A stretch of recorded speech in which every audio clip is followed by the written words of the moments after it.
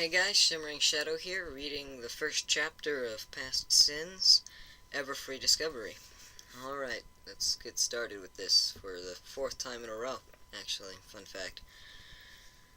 Oh, Twilight, I just heard the news. Did those ruffians hurt you? Are you okay? Oh, I just can't imagine what it must have been like. I mean, it was probably similar to the time I was pony napped by the Diamond Dogs, but still, that's just not the same as getting taken by other ponies. And I, for one... Rarity! Twilight half shouted. She was sitting at the library's main table and looked as if she had been reading when Rarity chose to barrel in. Spike was in the main room of the library as well, working to organize and clean the shelves. He hung back from the ladder he was standing on with a smitten look on his face as he waved a claw. "Hi, Rarity." "Good day, Spike," she said before turning her attention back to Twilight. "Now, what is it you want to ask, dear?" "I wanted to tell you to relax," Twilight assured. "I'm fine." "Fine?" Rarity echoed dramatically. "How can you be fine?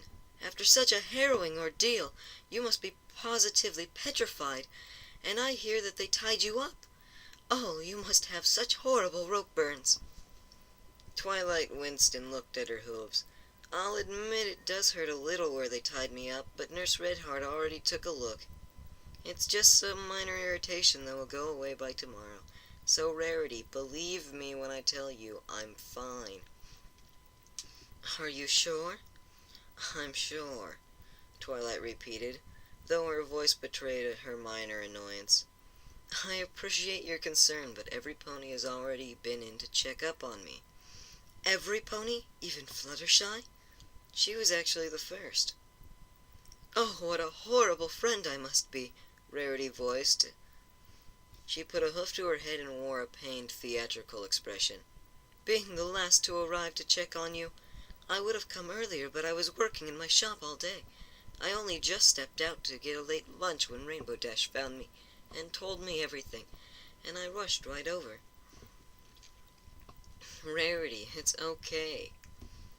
No, it's completely unacceptable. I officially owe you, Twilight Sparkle, a favor." "Oh, what now?" Twilight asked as she cocked an eyebrow. "A favor. Pinkie Pie has her promises, I have my favors. You just come to me if you need anything, and if I can help, I'll do my very best to assist." Rarity paused, glancing anxiously away from Twilight while batting at a few strands of her hair.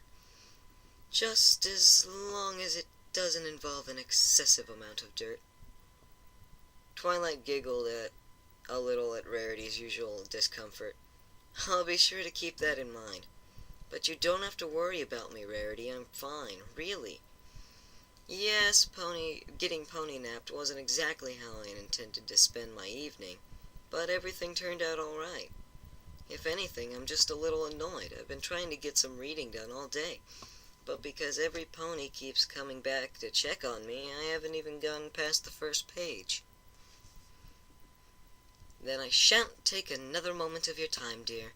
You just read, relax, and recover from your traumatic ordeal," Rarity said as she headed for the door, only to turn back one final time. "And remember, if you need anything, I owe you one favor."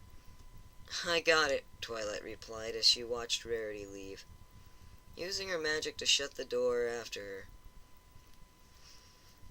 Fluttershy, Pinkie Pie, Applejack, Rainbow Dash, and now Rarity.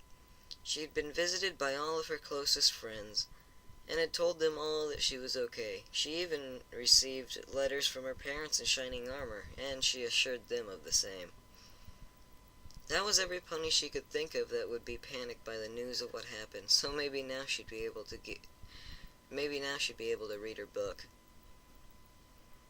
"Spike," Twilight called out a few hours later, after finally reading a good distance into her book, "can you bring me that book I had yesterday? Mountain Valley's Geographic Guide to Equestria?" Spike, who had been feeding his pet baby phoenix, Peewee, paused from his work and glanced in Twilight's direction. "Didn't you have that with you yesterday?" Twilight looked up from her book and stared at the ceiling as she tried to think back. Well, I didn't think, but maybe... No, wait. I did have it, didn't I? Yeah, I put it in my saddlebag so that I could have it when I read this book at the park, but then I realized I left this book here. Twilight began to point her hoof at different directions in the air, mentally retracing her steps. So I came back here, but then Pinkie Pie grabbed me to help decorate for the party.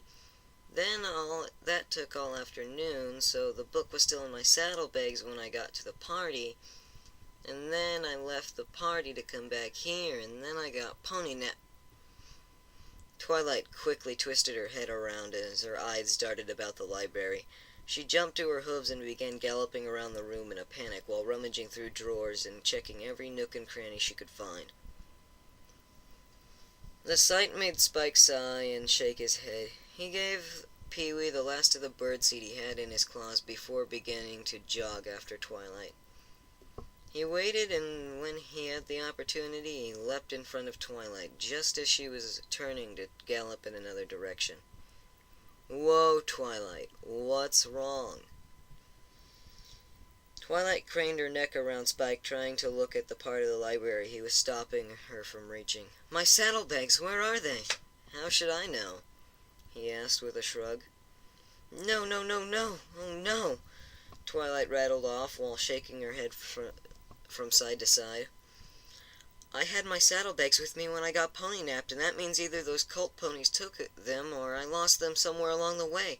No, no, no, I can replace the copy of Geographic Guide to Equestria, but I had books in that saddlebag Princess Celestia loaned me from the Royal Library. I can't lose those books, no, no, no. Spike grabbed the sides of Twilight's head and brought her eyes to his. Twilight, breathe and think. Can't you just use your locator spell? Twilight paused for a moment before a smile of relief burst onto her face. She closed her eyes and focused as her horn started to shimmer and blink. The locator spell was a charm Twilight put on her saddlebags after losing them one too many times. The charm would allow her to find her saddlebags on a similar magical principle to the spell Rarity used to find gems. After the spell had been cast, Twilight waved her head around while crossing her eyes so that she could gauge how fast her horn was blinking. She set off in the direction where the flashing was most frequent and soon found herself drawn to a window beyond. Beyond that window she could see the Everfree Forest. Twilight groaned and put her hooves up on the windowsill. Great, that's just great. My bags are in the forest. Then you should probably just forget about them, Twilight, Spike said. They're just books after all. But that's just it, Spike, Twilight argued. They aren't just books.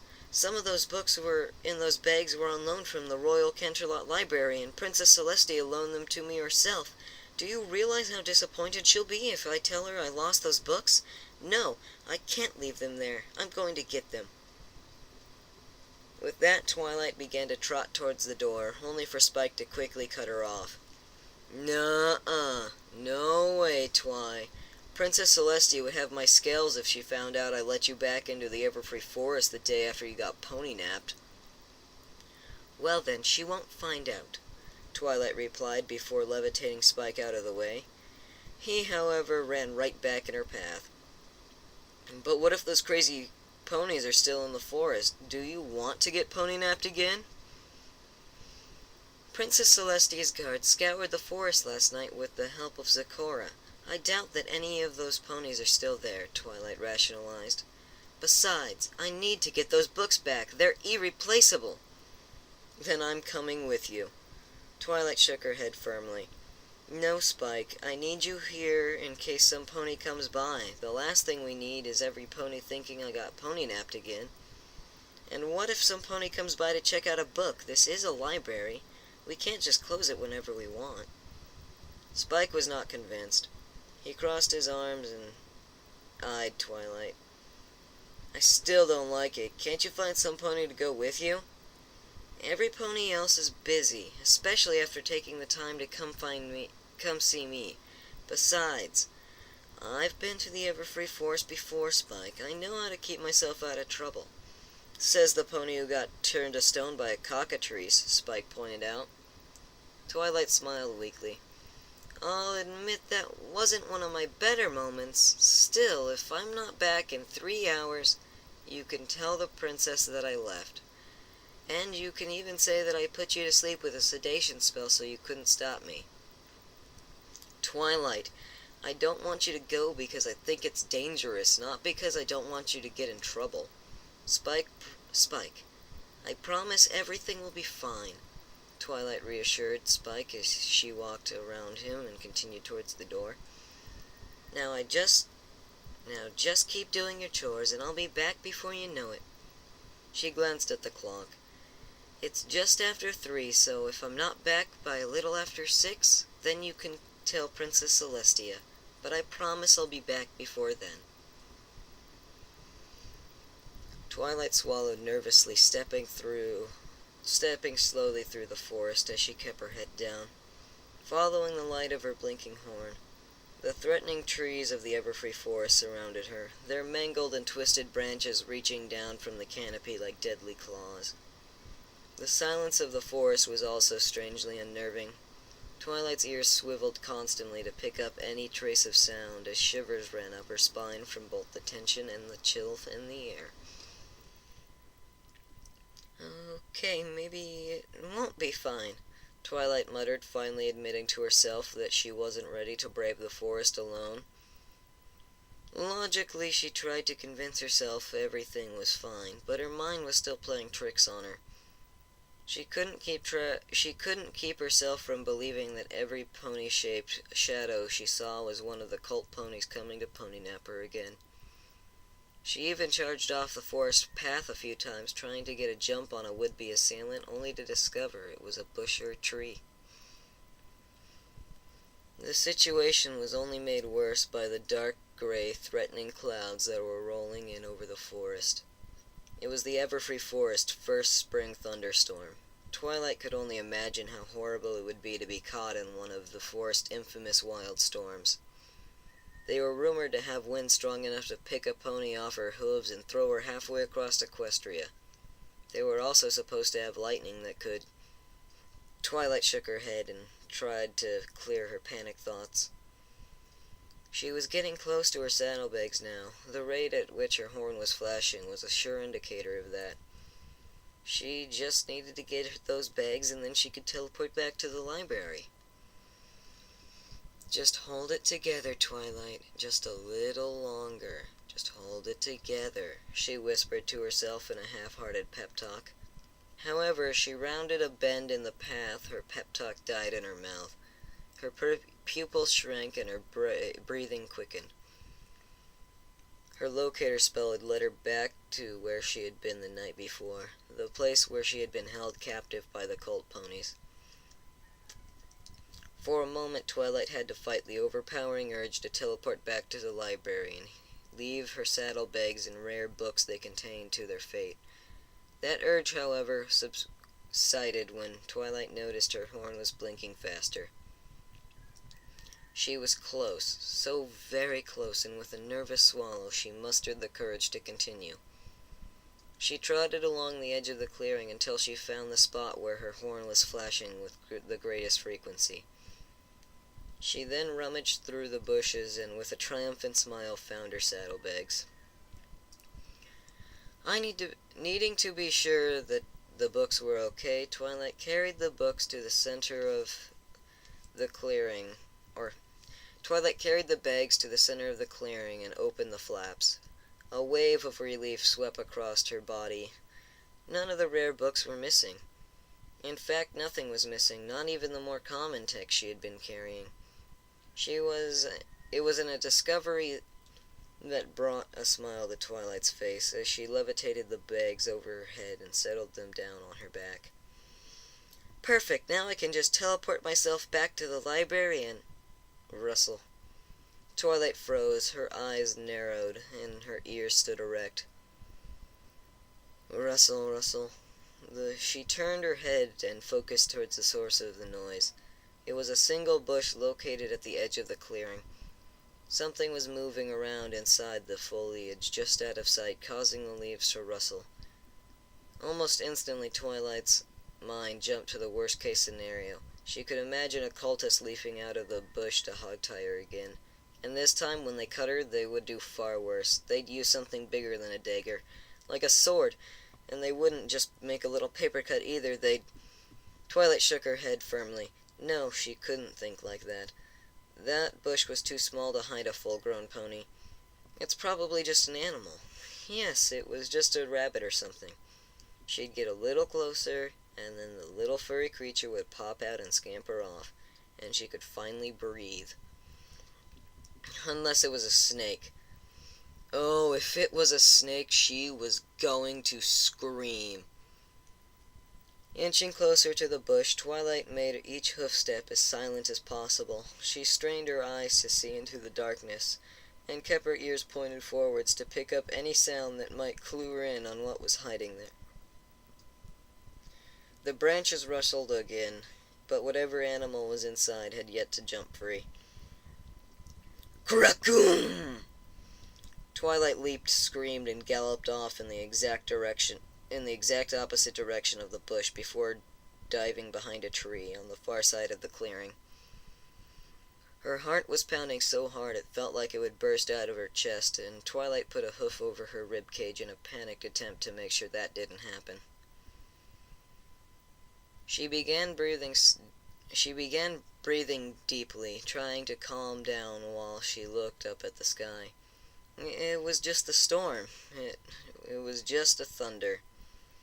It was just thunder. Thunder that nearly scared me half to death, but it was just thunder. As Twilight tried to calm herself, she began to hear something. It was soft at first, but Twilight managed to calm her breathing. She began to hear the sound more clearly. It was crying. Some pony nearby was crying, and from the sound of the voice it was a young filly. "Hello?" Twilight called out, her ears swiveling as she tried to pinpoint the sound. "Is some pony there?" The crying quickly fell silent, as if the voice's owner was trying to hide. However, Twilight had been able to figure out the general direction it was coming from. She moved back into the forest clearing and continued to listen. "It's okay. I'm not going to hurt you." Twilight heard no voice call back to her, and she could only sigh and shake her head. "I must have imagined it," she told herself quietly. She closed her eyes and prepared to teleport. Flash! Crackoom! Again the storm caught Twilight by surprise. It wasn't as bad as the first time. She was able to keep herself standing in the center of the clearing instead of galloping off to hide. She did, however, throw an annoyed glare up at the clouds for startling her twice. The thunder had also brought with it another sound. The sound of crying Twilight had heard earlier, and it was close. Her first instinct was to call out again, but she decided against it in fear of the pony falling silent again. Instead, Twilight swiveled her ears forward and listened. The crying was now accompanied by some rustling, and it took Twilight only a few moments to pinpoint its source. It was the bush from earlier, the one Twilight had feared hid some horrible danger.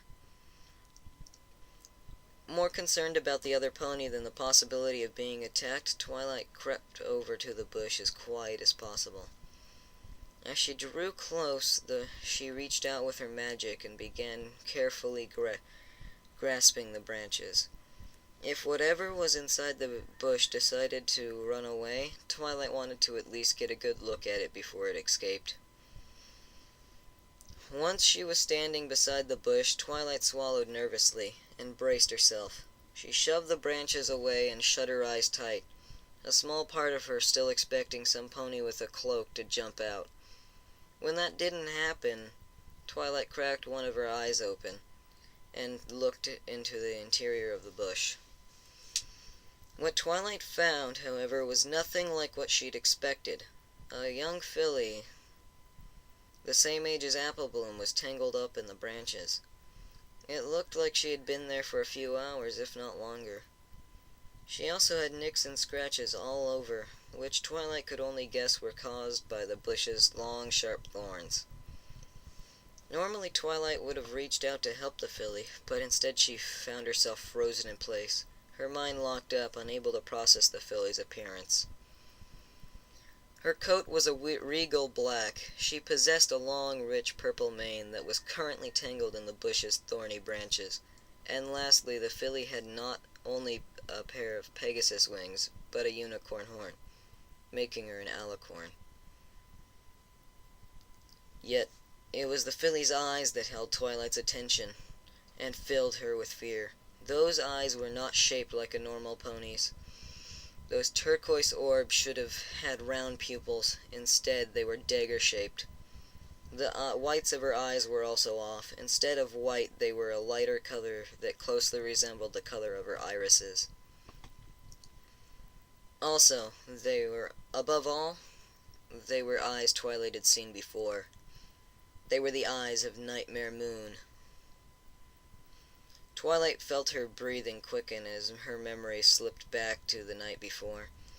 The cult said that they were servants of Nightmare Moon, and that they were obviously trying to cast some kind of spell. She'd admit she hadn't got a great look at the clearing, but what she'd seen of the spell were lines, bowls with powder, and the spell that they were attempting, it wasn't some simple bit of magic. To need that much set up, the spell had to be powerful, possibly the most powerful spell Twilight had ever seen. On top of that, they said that they were servants of Nightmare Moon. Yet, there was more to it than that. When they started to cast the spell, Twilight could feel it in her horn. The air became saturated with magical energy. And as the spell began to progress, the magic seemed to change and feel familiar. It was the kind of magic she hadn't felt since... Twilight's eyes narrowed into fine points from the horror of the idea she had formulated.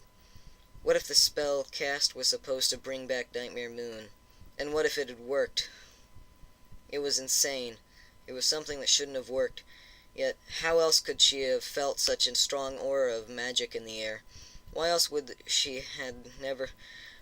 filly she had never seen before, an alicorn with such a strong resemblance to the infamous Nightmare Moon, be in the same clearing?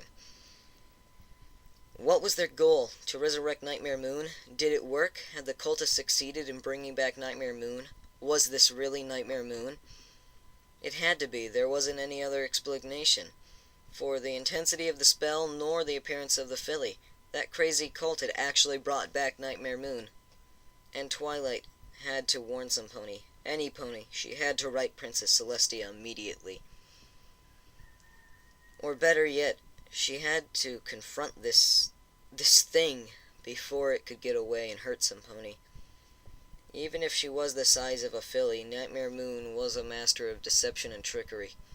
As far as Twilight knew, this was all just a trick. The alicorn could have simply been attempting to lure some pony into a trap, lying in wait for some pony to get close before attacking.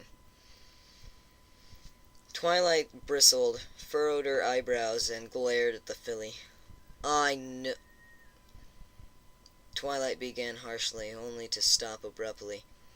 With just those two words, the filly shrank back, whimpering, shutting her eyes as the bush's thorns left fresh cuts and scrapes on her body. When the filly dared to open her eyes again, she was looking up at Twilight like she was some kind of hungry pony-eating monster. Twilight had never had any pony look at her like that, and it caused her indignation to cool. She lifted her hoof and reached out as slowly as possible. The result was the same. The filly shied away, whimpered, trembled, and succeeded in injuring herself further on the bush's thorns. It was a reaction of pure fear. Twilight's brain did a flip-flop, trying to process this. Nightmare Moon was one of the greatest threats to Equestria, second only to Discord himself. She was a monster that tried at best to scare Twilight and her new friends away, and at worst get them killed. She was supposed to be the worst part of Luna's psyche brought to life. At least that's what Twilight thought the insane cult spell was supposed to do. Yet, here she was, just a filly, tangled in the thorn bush, and Twilight was unable to look away. The eyes that had once looked down on all ponies as if they were nothing but lonely insects were now filled to the brim with fear and pain. Some of the scratches from the bush were bleeding. The filly was terrified, hurt, and she needed help. "It's okay," Twilight soothed shakily.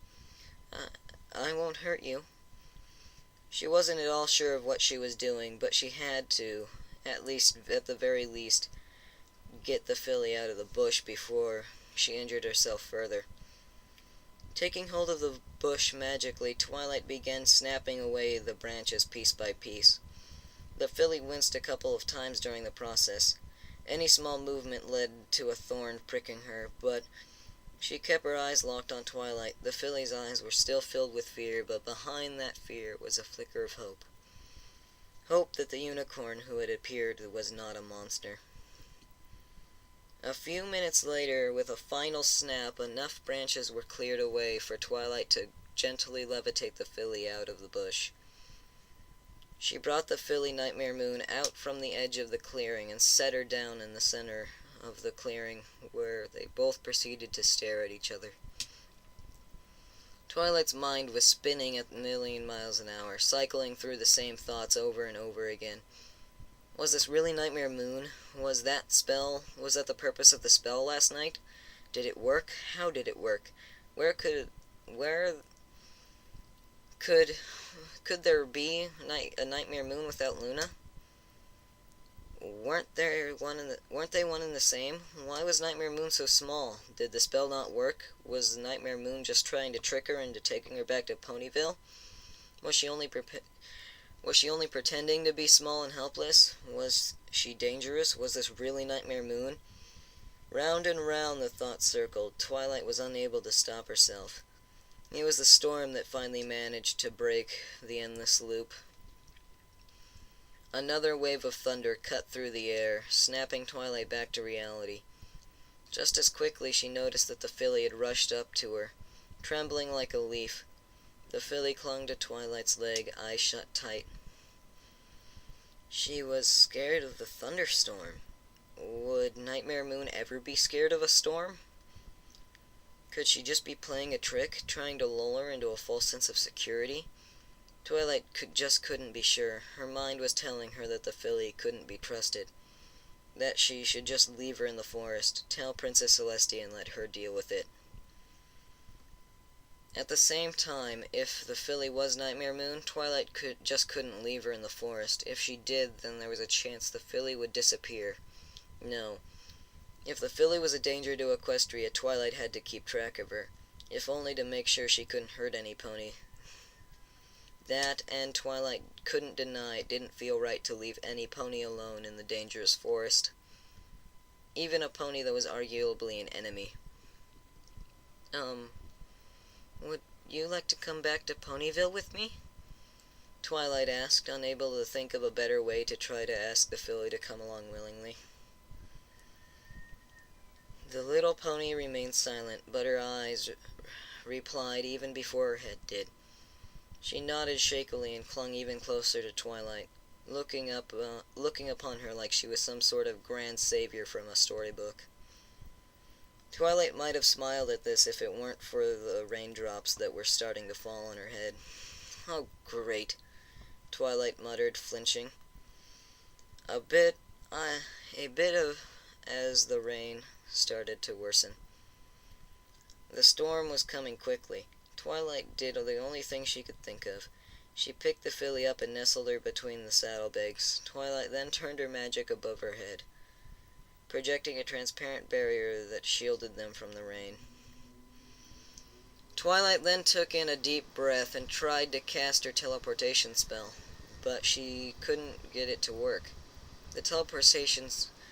To teleport herself and others, Twilight used not only her magic, but also the magic that occurred naturally in Equestria. Yet, no matter how hard she tried, she just couldn't draw in enough magic from around her to teleport her and the filly. The air had been leached dry of all magic, even though the evening before it had been oversaturated with mystical energy. Finally, Twilight was forced to give up. If she strained herself any further, she wouldn't have enough magic to keep the barrier spell separating her from the filly. Her and the filly from the rainstorm, nor enough energy to walk all the way back to the library. And with a sigh, Twilight began to walk. She could only pray to herself that she'd get back before Spike panicked and sent the letter to the princess. Spike anxiously finished writing the letter to the princess and glanced at the clock to see it tick to the next minute. Twilight had been gone for 2 hours and 59 minutes. That left her with 1 minute, just 1 minute to get back to the library before he sent his letter to Princess Celestia. Spike watched the clock anxiously before he dared to glance out the window and saw the raging rainstorm. Dash had come by the library earlier to warn that the weather team was letting a storm from the Everfree Forest roll over Ponyville. The storm wasn't scheduled, but the weather team had decided to let it pass over to save themselves the trouble of preparing another just 2 days later. It made sense, but the storm was still pretty nasty. Thunder, lightning, wind, and pounding rain all came together at once, and Twilight was out in that weather, possibly hurt or even pony-napped. Spike glanced at the clock again and watched it as the minute changed. It was official. It had been 3 hours and Twilight hadn't returned. Spike began to breathe in the message to Celestia mere moments from being magically sent to Canterlot when the library door suddenly swung open. "Spike, don't you dare breathe out!" Twilight yelled, pointing a commanding hoof at him. She was covered in mud and grime up to her neck. Little leaves and sticks were caught in her mane, and a tired expression was on her face. Still, Spike couldn't help but smile. He tossed the letter aside and ran up to Twilight. "Where were you?" Spike asked in a combination of worry and relief. He would have hugged her leg, but he noticed how muddy it was. "In the Everfree Forest, like I told you. It just took me a little longer to find my bags than I expected. And then I had to walk back through the storm," Twilight said. She did her best to wipe her hooves clean on the welcome mat before stepping inside. "Why couldn't you teleport back? Did something happen? Are you okay?" "Yes, I'm fine," Twilight reassured him. "There was just something wrong in the forest. I couldn't get a strong enough magical charge to teleport. It was almost like the magic had been sucked out of the air. I'll be fine. All I need is a bath and some dinner." "Well then, you go straight upstairs and take a bath," Spike lectured her. "I'll make dinner. How about some soup and sandwiches?" "Can you make it celery soup and a daffodil sandwich?" Twilight asked as she levitated the books from her saddlebags and placed them in Spike's waiting arms. "Of course. 1 order of celery soup and daffodil sandwich is coming right up. After I get these books put away," Spike said. He then turned and began the quick task of putting away the tomes Twilight had just retrieved from their places. While he did that, Twilight headed to the second floor of the library. She crossed her bedroom and entered the bathroom. It was small and cozy, with a bathtub that doubled as a shower, and all the basic amenities. Nothing fancy, but it got the job done.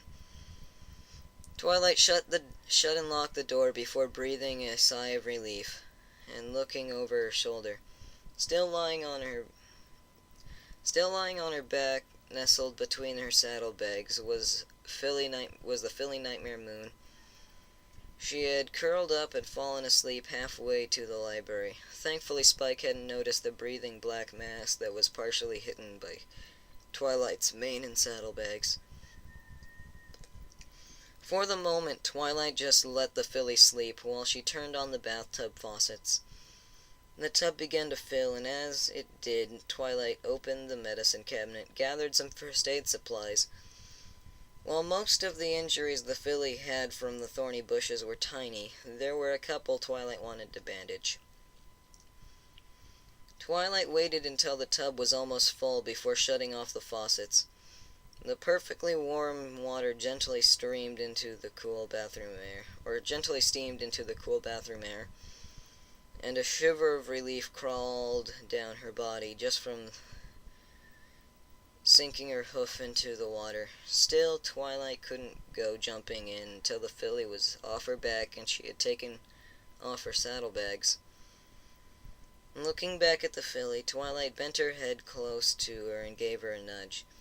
It took a few tries, but the little pony finally began to wake up. She lifted her head off Twilight's back and took her in her surroundings before looking at Twilight, who offered a gentle smile. "Don't worry, you're safe here. This is where I live, and you won't have to worry about the storm or anything else here," Twilight assured her. "Still, I need to get you cleaned up. Would you mind getting off my back while I take a quick bath?" The filly shook her head once before very carefully and cautiously getting to her hooves and jumping off Twilight's back. Her little wings slowed her descent to the floor, allowing her to land gently. She, however, didn't stay on her hooves for long. She lay down and curled up into a small ball and on the soft bathroom mat below the sink. With the filly off her back, Twilight was able to remove her mud-splattered saddlebags and climb into the bathtub.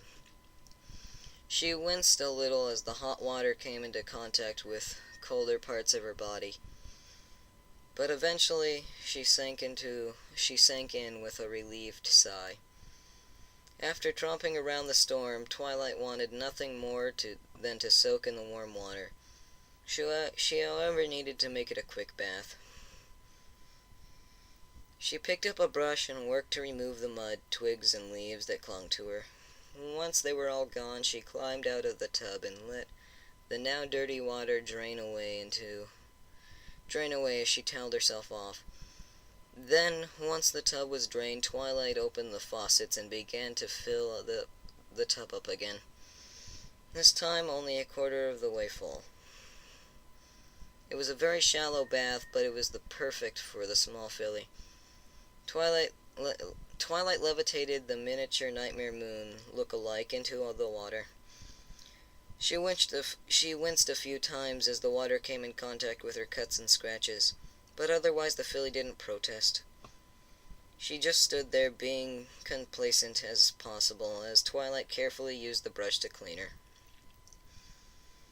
Once the filly was clean, Twilight lifted her out of the tub, toweled her off, and began using the first aid kit to bandage the worst of her cuts and scrapes. All the while she was amazed with how cooperative the filly was. Despite acting sad and tired, would Nightmare Moon really allow herself to be bathed and bandaged without protest?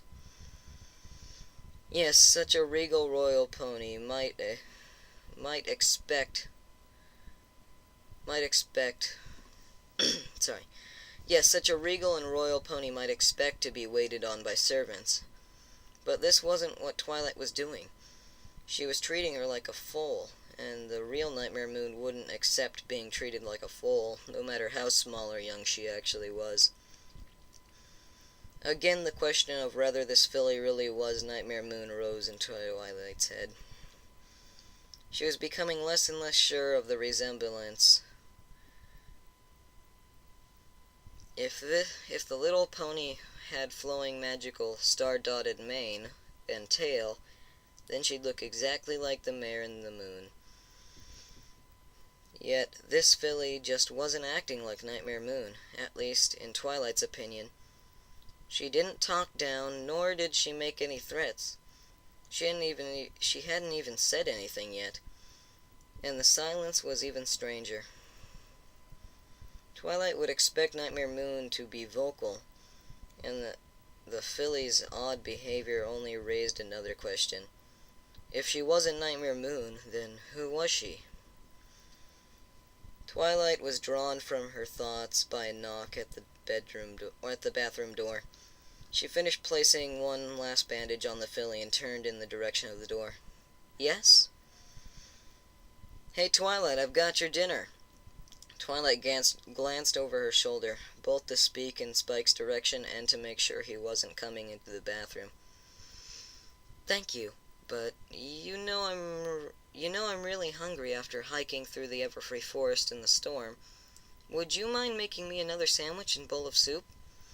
No problem, Spike said proudly, Spike proudly assured her from the other side of the door. I made a big batch of celery soup, and we have plenty of stuff for sandwiches. That's wonderful, Spike, but I only need one more. You got it, Twi, Spike replied before departing. Twilight waited for her assistant's footsteps to reach the bottom of the stairs before she opened the door. She checked the bedroom, making sure Spike, Owlicious, and Pee-wee were all downstairs before she stepped out. The filly followed close behind, not getting more than a few inches from Twilight as she crossed the room and moved towards the bed. The meal Spike had brought in was sitting on the bedside table. It looked good, and Twilight was starving. However, instead of digging in herself, she levitated the filly up to her bed and set the food in front of her. Here, you go ahead and eat this. I'm going downstairs to talk with Spike, Twilight said, her words coming with a comforting smile. The filly again didn't offer more than a simple nod in reply. She leaned forwards and took a bite from the sandwich. It was a small bite, but it was quickly followed by another and another and another, as the filly eagerly devoured the food. It was the first real sign of life Twilight had seen from the Nightmare Moon look-alike, and it was encouraging, to say the least. For now, however, she had to leave the filly to her meal. She needed to go downstairs and tell Spike the truth before he discovered the filly himself, assumed the worst, and sent a letter to Princess Celestia. It had taken a couple hours to convince Spike not to write to Princess Celestia and tell her about the filly. He, like Twilight, at first assumed that she was Nightmare Moon reborn and that the princess had to be told. He had even written up a letter and was about to send it before Twilight snatched it away and threw it in the garbage. Twilight's arguments were weak. All she could really say was that the filly really didn't seem to act like Nightmare Moon. In her logical mind, Twilight knew Spike was probably right, but they needed to tell the princess. But once again, Twilight's imagination betrayed her. Princess Celestia had banished Nightmare Moon for 1,000 years. Twilight feared she would do the same to the little pony, and that just didn't feel like something the filly deserved. In the end, Twilight only got Spike to agree to silence by promising that she'd go buy him a large sapphire from Rarity as a bribe. It wasn't how she would have liked to obtain his silence, but Spike had Pinkie Pie promised that if she got him the gem in the morning, he would keep quiet about the filly until she wanted to tell Princess Celestia. Having eaten her own dinner during the negotiations, Twilight made her way back up to the bedroom. She was a little worried about what she would find there. There was a chance that in the past 2 hours, the filly had grown into an adult Nightmare Moon and was ready to attack. Yet after she opened the bedroom door, Twilight saw that the filly was still sitting on her bed, the sandwich and soup long eaten. Taking a moment to steady herself, Twilight approached the filly, and again she found herself torn on just how she was supposed to act. Nightmare Moon had tried twice to plunge Equestria into eternal night, but the filly didn't seem like a danger.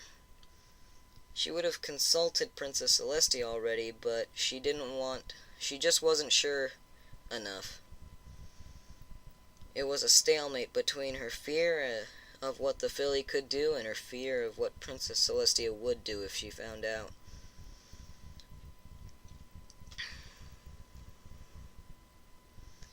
If she did, there was a chance that the filly would...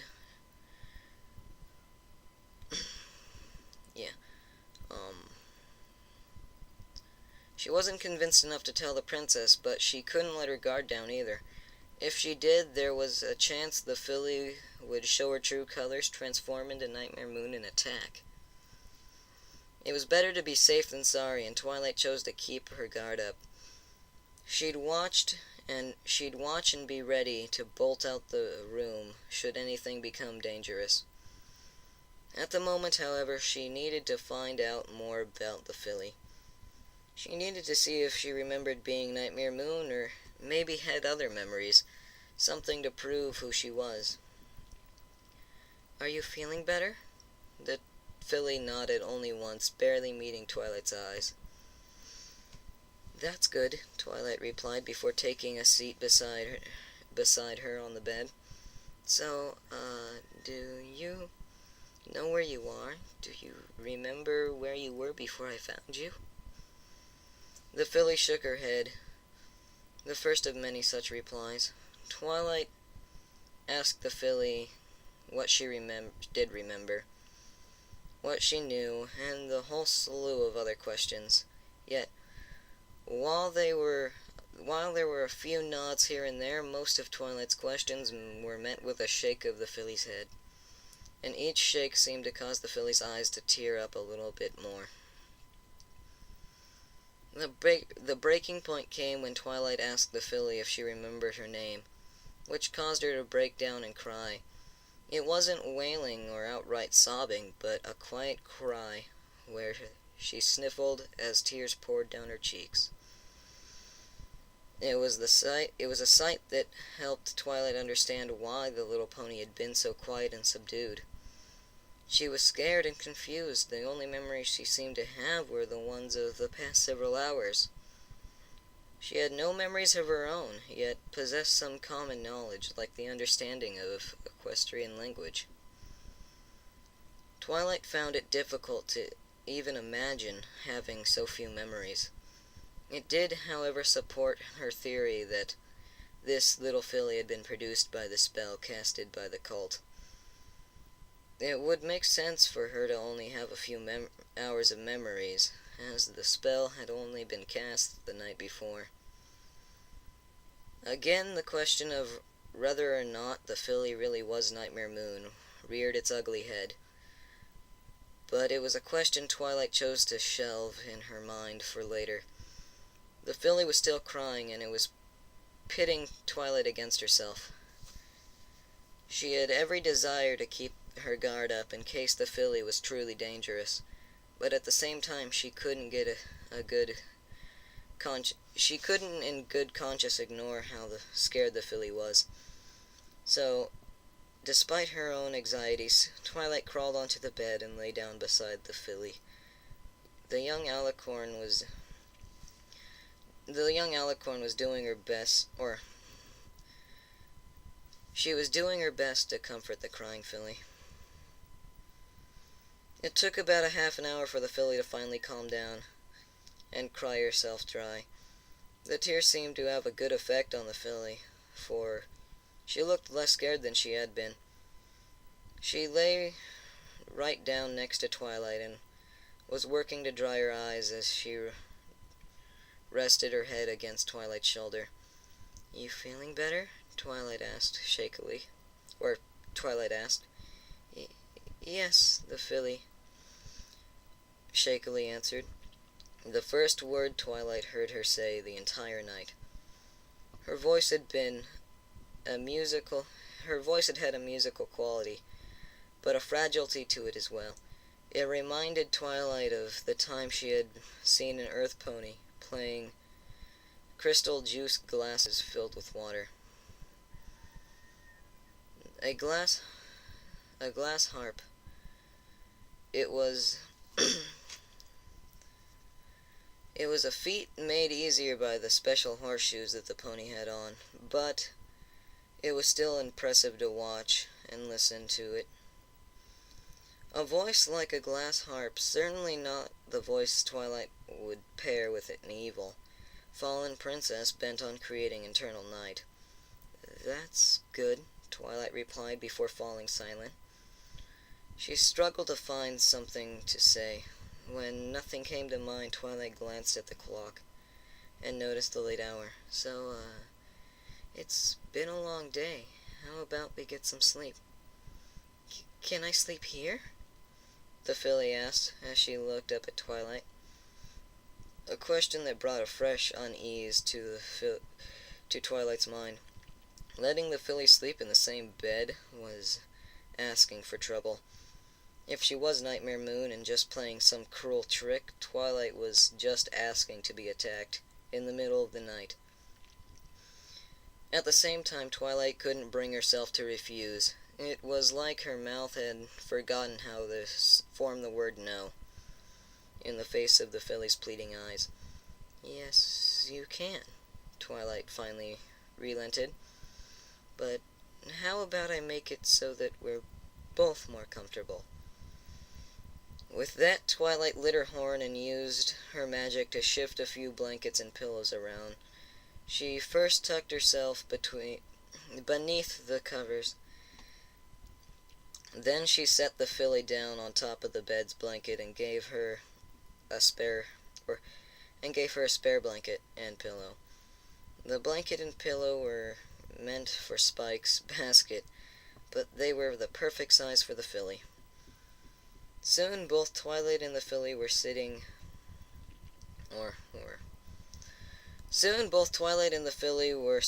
yawns as the long day caught up with them.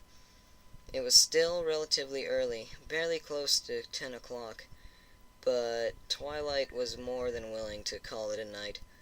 Another yawn gripped her, and her eyes were just starting to droop when she heard a small voice whisper to her, "Miss Unicorn?" Twilight was drawn back from the edge of sleep. She lifted her head and met the filly's gaze with her own. "I'm sorry, I guess I never introduced myself. My name's Twilight Sparkle." Okay, Miss Sparkle. Can I ask you something?" "Yes." The filly snuggled into Twilight's side, as if fearing she'd be pulled away. Do you want me to leave in the morning?" "What makes you think I'd want you to leave?" The filly bit her lip for a second before continuing. "You were mad when you first saw me. I just didn't think you'd want me around." "That's not your fault. I just thought you were some pony else for a while," Twilight assured her. "But no, you don't have to leave in the morning." Those words made the filly smile, the first honest smile she had given all evening. Then, with that concern put to rest, the filly yawned, closed her eyes, and drifted off to sleep, with Twilight following soon after.